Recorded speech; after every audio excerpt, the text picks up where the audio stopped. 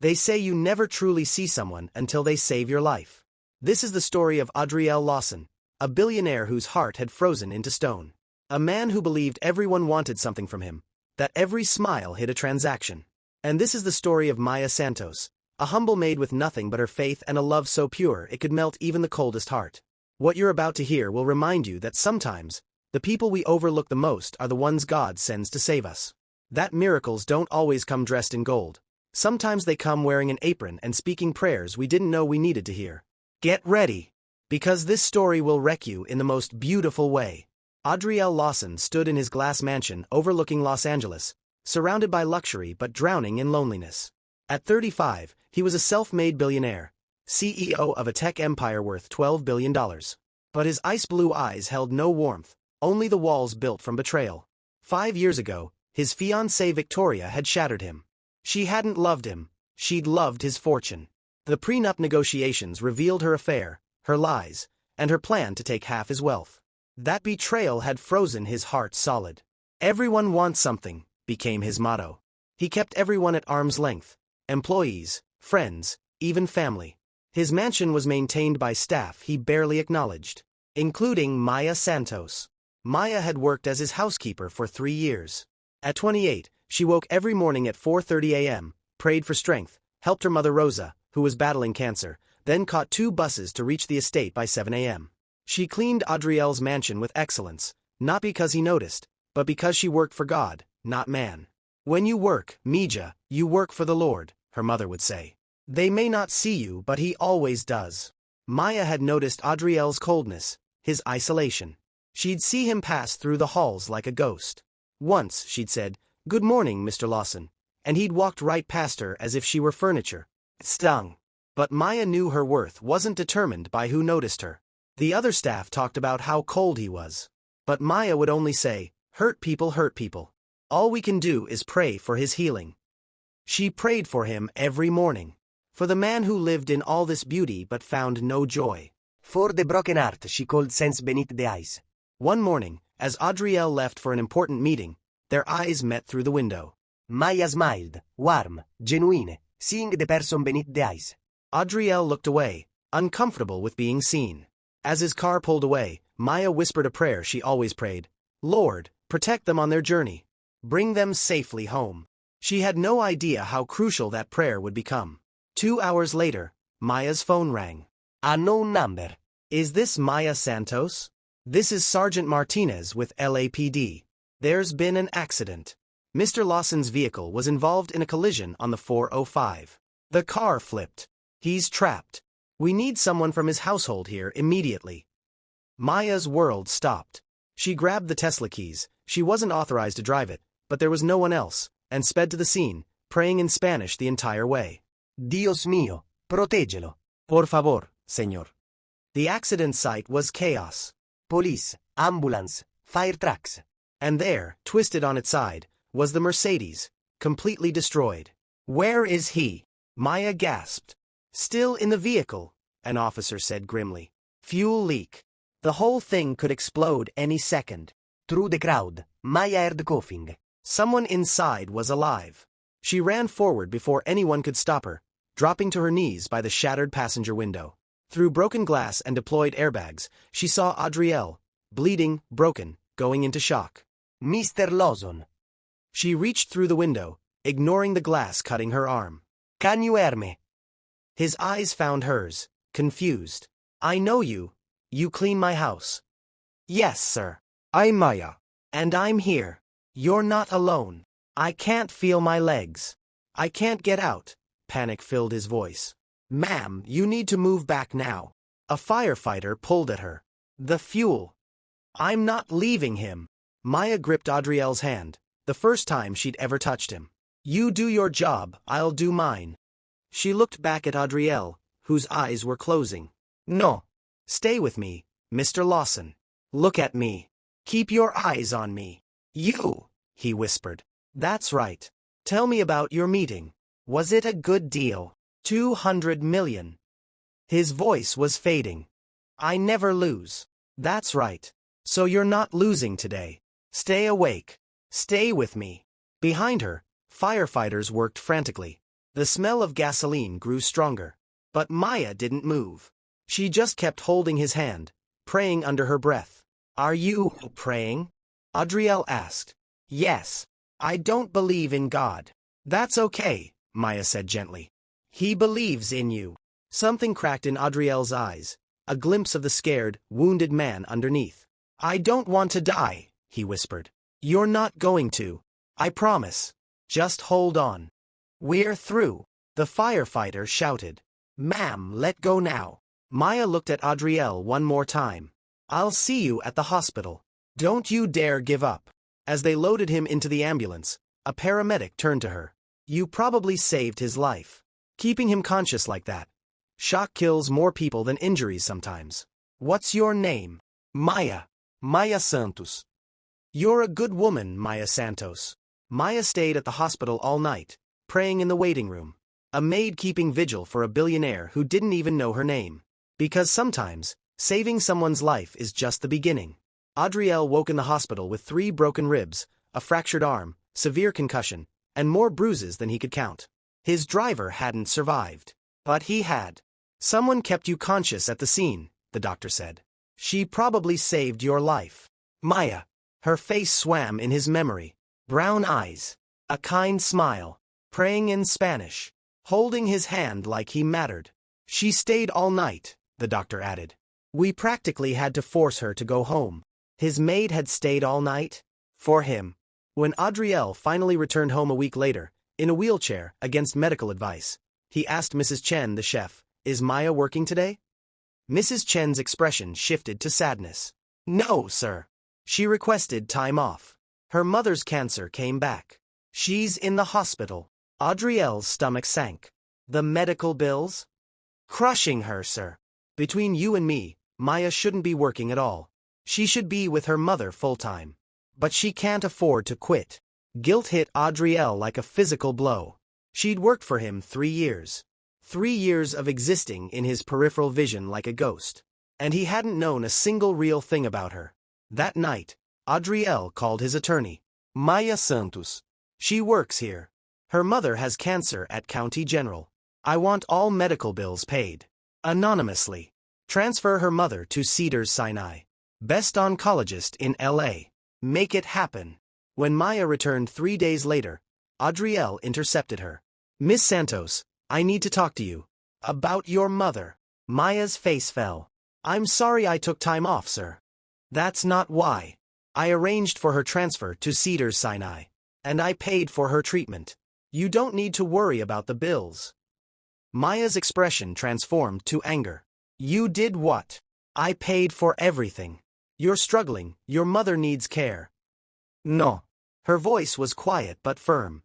"I appreciate it, but I can't accept that." Adriel stared, shocked. "I don't understand. You need help." "And I have my dignity," Maya interrupted, then looked horrified at her boldness. "I'm sorry, sir.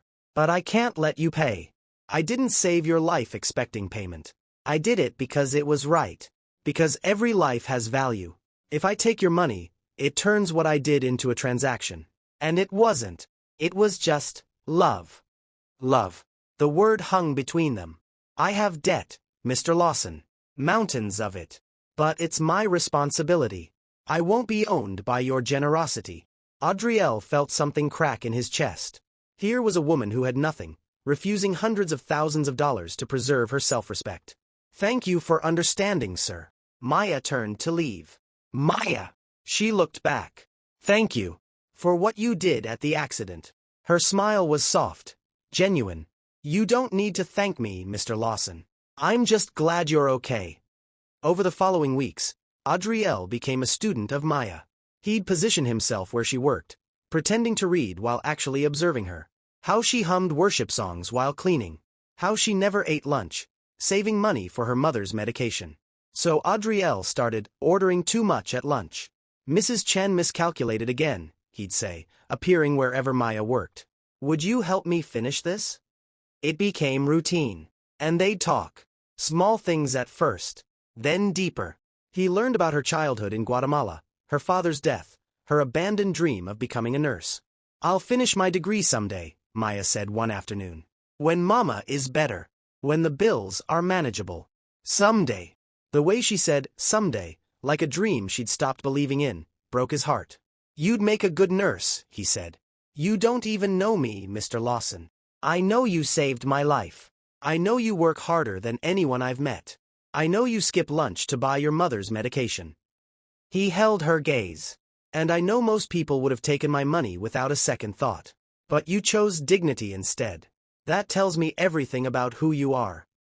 Something shifted in Maya's expression. Why are you being so nice to me now?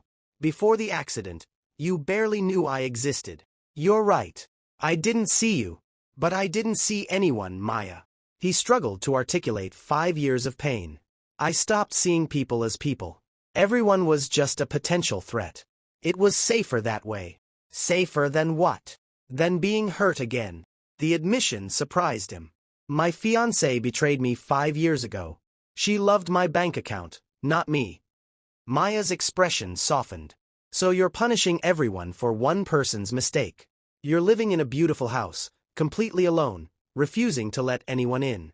That's not safety, Mr. Lawson. That's a prison. No one had spoken to him that directly in years. It should have made him angry. Instead, it made him feel seen. How do you do it? Adrielle asked. How do you stay so kind? You've been through so much. Poverty, loss, watching your mother suffer. Yet you smile, you pray, you saved my life without expecting anything. How? Maya was quiet before answering. Because faith isn't about having an easy life.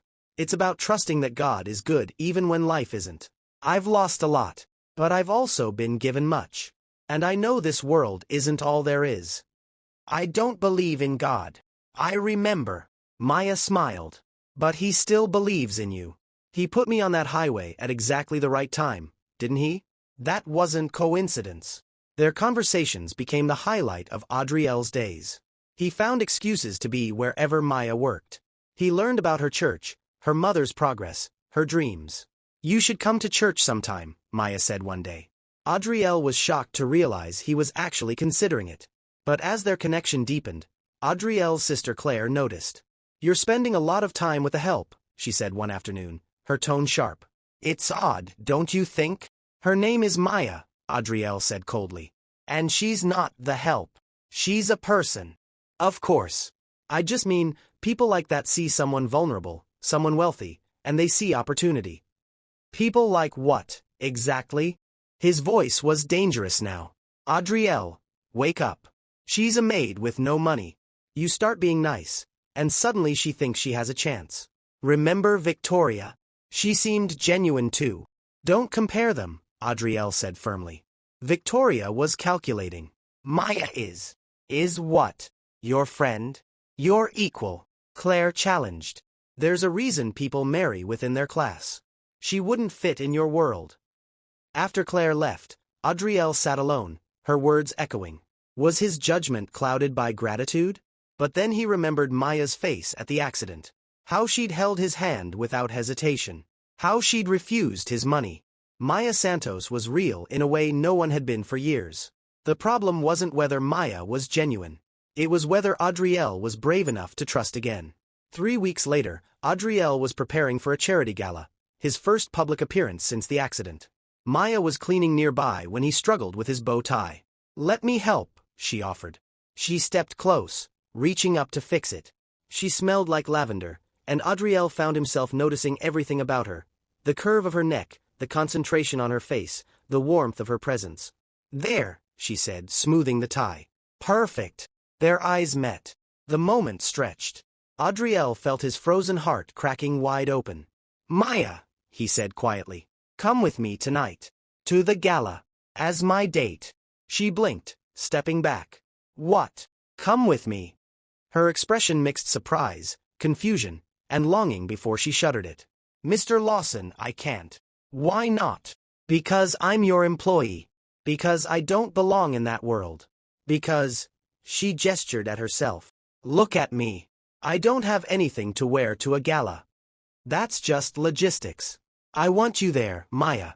As someone whose company I value more than anyone else's. Adrielle. His name on her lips sent electricity through him. You don't know what you're asking. Your world and mine don't mix.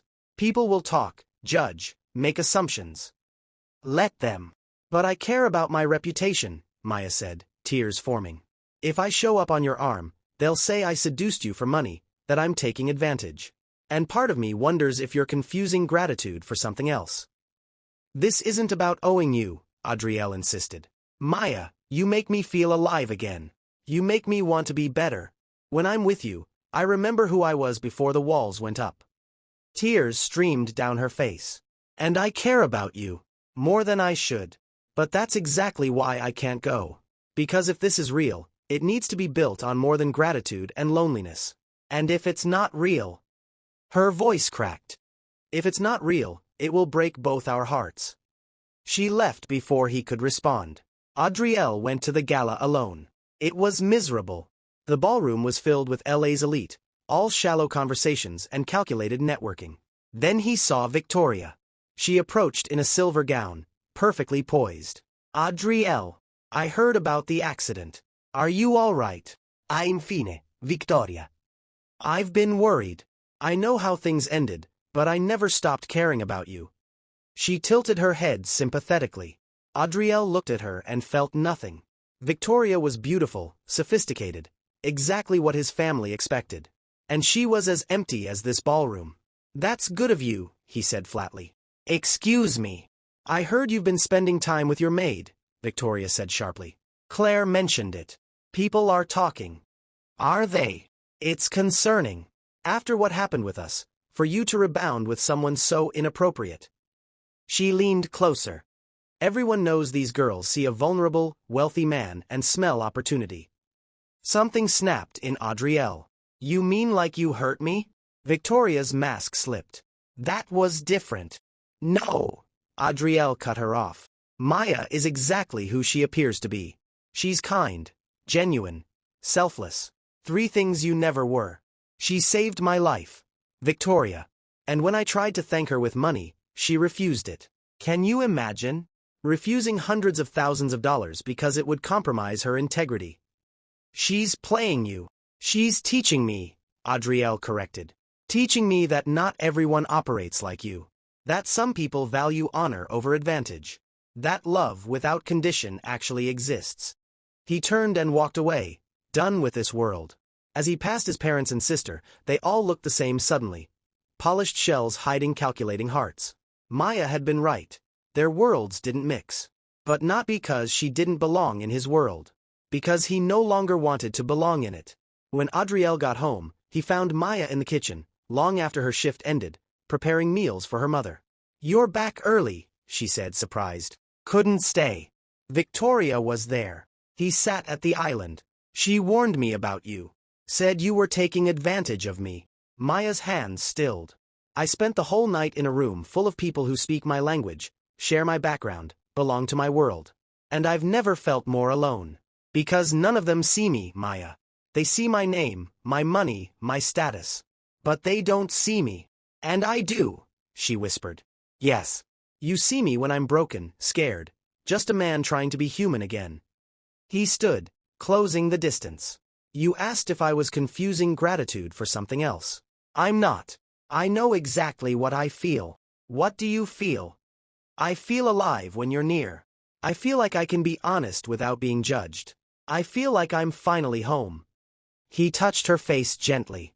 I feel like the man I was supposed to become before fear turned me into someone I didn't recognize. A tear slipped down her cheek. Your family won't accept me. Your friends will mock you. I don't care. Adriel, you're not thinking clearly. I'm thinking more clearly than I have in years. His voice rose with passion. I've spent 5 years pushing people away, choosing loneliness over vulnerability. And then you crawled into a burning car for me. You showed me what selfless love looks like. He moved closer. I don't care what my family thinks. I don't care what anyone says. I only care about being worthy of the woman who saved my life. Being brave enough to choose love over fear. You barely know me, Maya protested weakly. Then let me know you. Give me a chance, Maya. Not as your employer. Just as a man who wants to spend time with a woman who makes him remember what it means to feel. What if it doesn't work? What if it does? He countered. What if we stop letting fear make our decisions? What if we choose faith instead? Maya laughed through tears. Now you're quoting faith at me? I learned from the best. He smiled genuinely. So what do you say? Maya looked at him, war playing in her eyes. Duty versus desire, practicality versus possibility, fear versus faith. Finally, she whispered. Okay. Okay, let's try. But Adriel, she placed her hand over his heart. I'm not a project you can fix. If we do this, we do it as equals. Two broken people trying to help each other heal. Can you accept that? Yes, he said immediately. That's all I want. And there, in his kitchen at midnight, Adriel Lawson kissed Maya Santos for the first time. It was nothing like kissing Victoria. This was real. This was two souls recognizing each other. This was ice melting and walls crumbling and a heart learning to beat again. When they pulled apart, both were crying. I'm scared, Maya admitted. Me too, Adriel said. But let's be scared together. For the first time in 5 years, Adriel felt hope. The following weeks brought both joy and challenge. Adriel and Maya navigated their relationship carefully, keeping it private at first. Stolen moments, late-night conversations, learning each other's hearts. But their happiness couldn't stay hidden. The staff noticed. And word reached Adriel's family. His mother called, voice tight. Please tell me you're not actually involved with your housekeeper. Her name is Maya, mother. And yes, I'm in love with her. Silence. Then, have you lost your mind? No. I've finally found it. His family arrived immediately for a confrontation in his living room. This is absurd, his mother declared. She's an employee. You can't seriously consider a future with her. I am. On what basis? His father demanded. What do you have in common? She saves lives. She puts others first. She has more integrity than most people in our social circle. Integrity doesn't pay bills or build companies, his mother snapped. You need someone who understands this world. Maya is my equal. She's better than me, actually. His sister Claire scoffed. She's a poor immigrant with debt. Her problems will become your problems. Yes, Adriel said. Because that's what love is. She was willing to crawl into a burning car for me. A man who barely knew she existed. What have any of you sacrificed for me? The question hung unanswered. His father tried reason. The board is concerned. If you show up with your maid, they'll question your fitness to lead. I've given everything to this company, Adriel's voice rose. I've made you billions. And the moment uno wants something real, something meaningful, you question my credibility. We're trying to protect you, his mother insisted. No, you're trying to control me. Adriel moved to the window. I spent 5 years letting fear control my life. Maya taught me that love requires risk. That faith means trusting when you can't see the outcome. Don't tell me she's converted you, his father said with disdain. It's not nonsense. It's the only thing that's made sense in years. His mother's voice turned threatening. If you continue, there will be financial consequences. Are you threatening to disinherit me? Adriel faced them without fear. Go ahead. I don't need your money. Cut me off. It won't change my mind. You're making the biggest mistake of your life, Claire said. No. The biggest mistake was thinking people like you had my best interests at heart. Maya is the first person who loved me without wanting anything. And if you can't see the value in that, maybe you need to examine your priorities. They left in a storm of threats. Maya appeared at the stairs, crying. You shouldn't have chosen me over your family. I didn't choose you over them. I cose truth over pretense.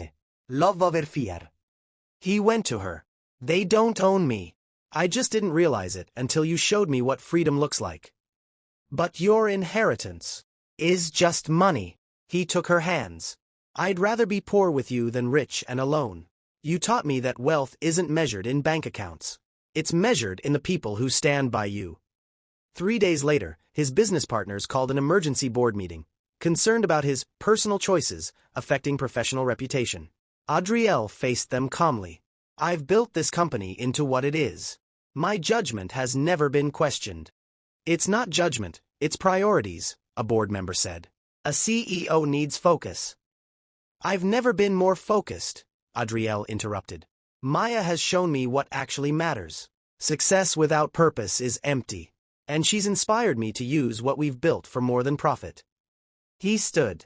I'm proposing the Lawson Foundation, focused on healthcare access, education scholarships, and immigrant support.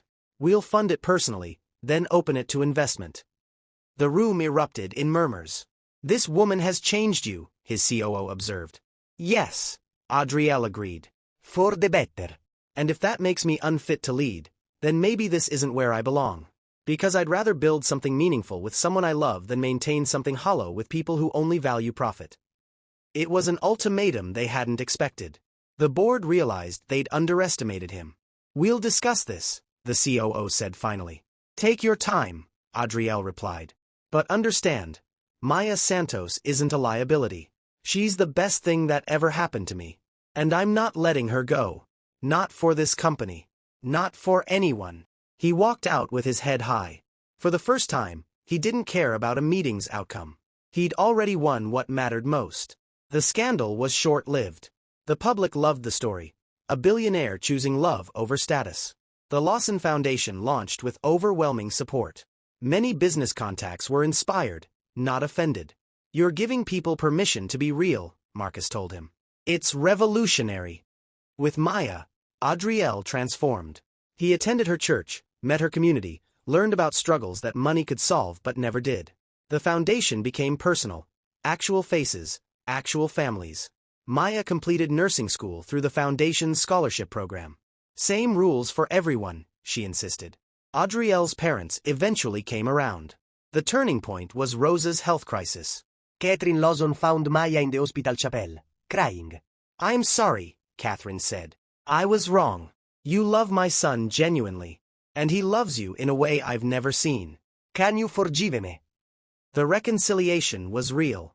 Catherine began volunteering at the foundation. Richard started attending charity events. Claire apologized sincerely. 6 months after the accident, in the garden that had become their sanctuary, Adriel pulled out a small box. I'm not the man I was when you pulled me from that car, he said. You've changed me completely. You've taught me what love actually is. Not a transaction, but a choice. A daily choice to see someone, honor them, build a life that reflects what you value. Tears streamed down Maya's face. I'm choosing you, Maya Santos. Every day for the rest of my life. Will you marry me? Not because I can give you wealth, but because you make me want to be the man you see when you look at me. Yes, Maya whispered, then louder. Yes. He slipped the ring on her finger, and they kissed as the sun set. Thank you for seeing me, Adriel murmured. Thank you for saving me, Maya replied. In every way a person can be saved. They married in her church, that converted warehouse in East LA. The guest list bridged worlds. Tech executives beside nursing home workers, old money families beside immigrant families. When Maya walked down the aisle with Rosa, now in remission, Adriel felt his heart nearly burst. She was radiant, not from makeup but from joy shining within. Their vows were simple but profound. Adriel promised to see her daily, to honor her strength, to build a life reflecting her values. Maya promised to challenge and comfort him, to serve him as she served God, to pray for him always. You may kiss your bride, the pastor announced. The church erupted in celebration, 2 communities witnessing love triumph over every obstacle. At the reception in the fellowship hall, potluck dishes and genuine laughter. Adriel watched his mother dance with Rosa, his father talking with Maya's pastor, Claire teaching Spanish to her husband. It's perfect, Maya whispered. It's real, Adriel replied. Emotional payoff eutro, 27, 00-30, 00. Soft, uplifting music begins. 5 years later, the Lawson Foundation operates in 23 states, serving over 100,000 families. Maya oversees healthcare initiatives, ensuring no family chooses between treatment and rent, as she once did. Adriel handles business, maximizing impact. But their real achievement is creating a model where those with resources partner with those with lived experience. Where dignity is preserved, not just needs met. Where the goal is empowerment, not charity. Rosa passed peacefully 3 years ago, surrounded by family, her final words a prayer of gratitude. She got to see her miracle, Maya said, and Adriel held her while she cried. Catherine and Richard became the foundation's largest donors. We almost cost our son the best thing that ever happened to him, Richard admitted publicly. Let our mistake be your lesson, Love is more valuable than money. Claire adopted from foster care after being inspired by Maya's work. You taught me to see people instead of judging them, she told Maya. Thank you. Adrielle's business thrived ironically, because caring about people attracts loyalty and success. But their real impact is in moments. Like when a single mother they helped brought homemade tamales, crying and thanking them. Like when kids at church ran to Miss Maya with drawings. Like when Adrielle came home stressed and found Maya cooking and humming, feeling peace wash over him because he was home, not in a house, but with her. Do you ever regret it? Maya asked once. Choosing me over the easy path? Adrielle looked at her like she'd lost her mind. Easy path. Maya, that path was killing me. You didn't complicate my life. You saved it. You gave me purpose, meaning, joy. The only thing I regret is the years I wasted before I found you. Found me? She laughed. I was right there. No, he corrected, kissing her. I was blind. You opened my eyes. Music swells. And that's the real lesson. Sometimes the people who change our lives are the ones we've overlooked. Love isn't about finding someone perfect. It's about seeing someone clearly. Wealth measured in dollars will never satisfy a heart poor in compassion. Adrielle had everything the world said should make him happy. But he was miserable until he learned to see the invisible people around him. Until he learned that the maid cleaning his house had more wisdom than all his advisors. Until he learned that being saved isn't a one-time event but a daily choice to live with an open heart. Maya had nothing the world valued. But she possessed everything that actually mattered. Faith, kindness, integrity, and love that asked for nothing. So here's the question. Who are the invisible people in your life? The server you don't make eye contact with. The janitor you walk past. The delivery driver you barely thank. The person doing work you consider beneath you. What if one of them is the miracle you've been praying for? Adrielle almost missed his because he was too proud to see her. Too wrapped up in pain to notice love. Too convinced worth was measured in dollars to recognize priceless when it was right in front of him. Don't make his mistake. See people. Really see them. Not as functions or roles, but as humans made in God's image.